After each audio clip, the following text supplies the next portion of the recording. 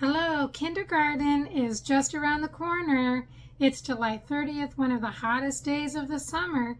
But as a homeschooling mother, you're probably looking forward to having the kids in school.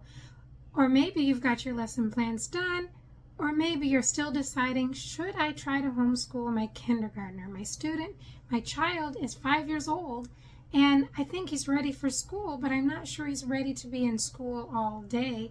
And I really think I can teach him at home. You can teach him at home, and I'm here to help you. Today's lesson is to focus on kindergarten. I want to inspire you, and I want to help you.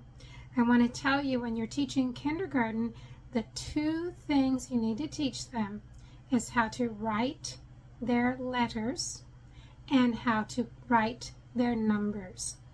And in writing their letters, I teach comprehensive phonics, so that you can teach handwriting to your student while teaching them a comprehensive phonics and begin teaching spelling words to your 5-year-old.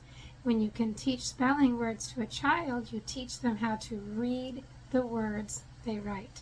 And so by doing that, you're teaching your student how to write. And I want to inspire you, because when I was a homeschooler, my youngest is 15 now, I had the privilege of preparing for my children from already having 8 years of teaching experience.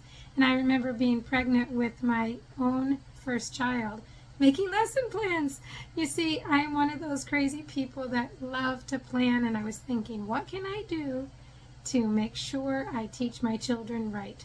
And I was a telemarketer at the time, so that's what I was doing while I was waiting between calls.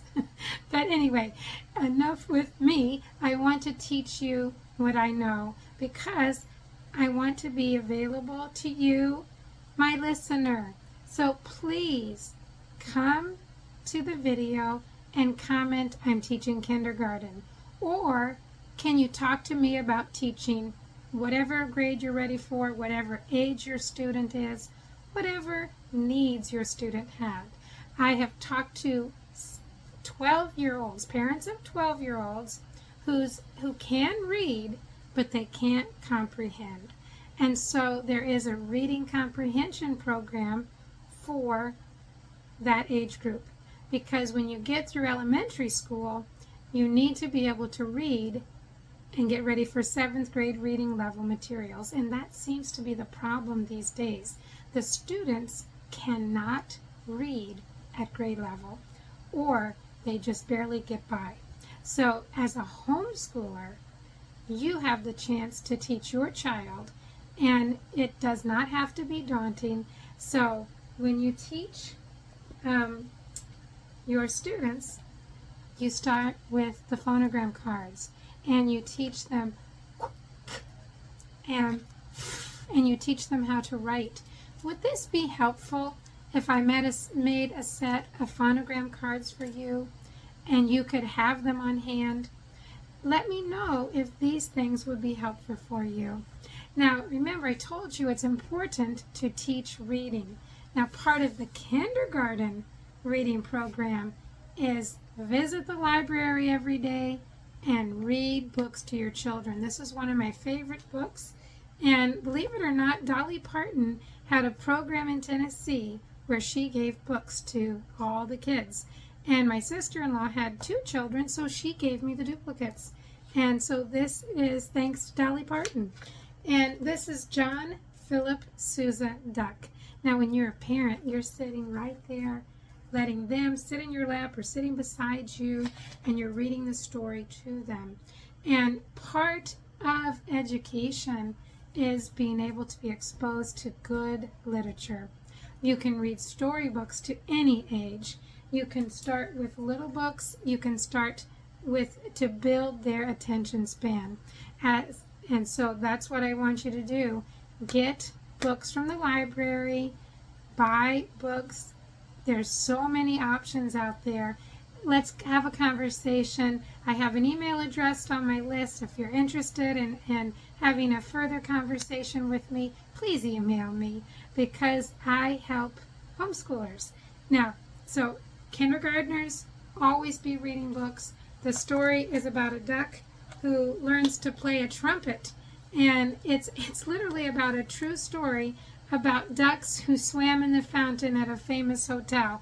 And they would come to the boy playing the trumpet.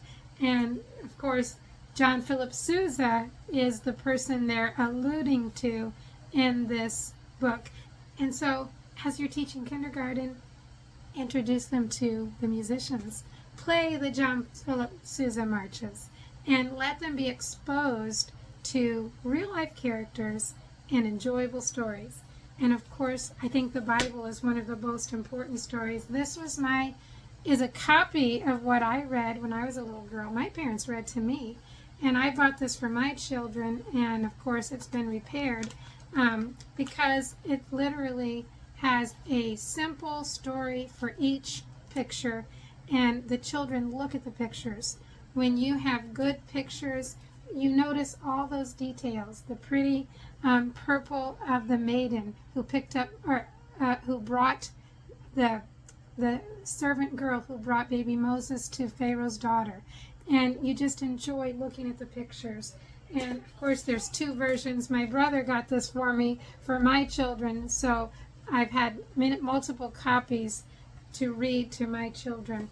And another thing is, when you're teaching American history, you don't have to wait to read books about American history. You can start by a simple 50 States of America book, and you can begin by pointing the children to them. There's a song for the 50 states: Alabama and Alaska, Arizona, Arkansas, California, Colorado, and Connecticut, and more. There's a lot of songs that you can sing, and that's part of school. And when you have books, you read about one state a day. It's a very simple process, and you introduce them to geography, you introduce them to many different things. But back to the basics. I want you to start by planning a 10-minute morning session and a 10-minute afternoon session. When you start with 10 minutes, you introduce 3 phonograms to the child. They learn handwriting, and they practice taking a spelling test, which at that point is a handwriting test. And then in the afternoon, you take the test, you write it again, and whatever letter you introduced for the day, you talk about it. Whenever you see the letter when you're reading, you point it out to them. Make sure they know how to sound it out.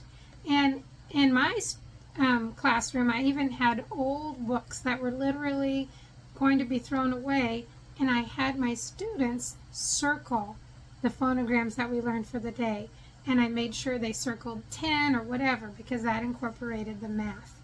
So you begin with 10 minutes in the morning, 10 minutes in the afternoon, and you continue to build your schedule till they know all 26 letters of the alphabet.